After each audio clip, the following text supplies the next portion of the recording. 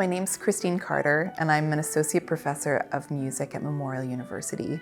Most of my creative activity is as a performing clarinetist in a broad range of contexts. So I've played a lot as a clarinetist in orchestras and opera productions, lots of chamber music, and also as a soloist. So recent projects include Project Earth with my Iris Trio, Canadian poets, Canadian composers, and also my work with the Looking Glass Ensemble with a dancer and choreographer and a variety of musicians.